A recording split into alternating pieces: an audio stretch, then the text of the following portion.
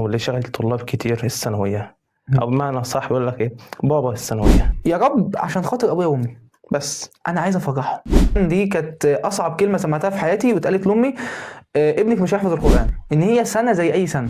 اول شهر في الثانويه كان ماشي معاك ازاي؟ اخترت مدرسينك ازاي؟ اجمل شهر في حين ان انا بتعلم عشان العلم، عشان ربنا سبحانه وتعالى اسمه العليم. يوم جمعه بالليل طلعت على السطح عياط، قولوا صاحب بالين كذاب وصاحب ثلاثه منافق. هو ايه؟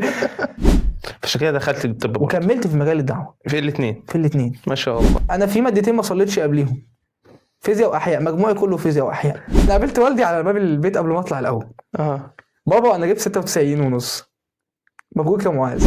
مذاكرتك مع نفسك هي اللي هتفرق معاك، ابداعك بينك وبين نفسك اللي هيفرق معاك، لان انت في الامتحان هتبقى لوحدك، محدش معاك. محدش معاك. مش معنى كده انت جيت في شهر 3 او 4 و5 انت مش لامم منهج، لا هتلم وهتلحق، بس اهم حاجه الاستمراريه والسعي.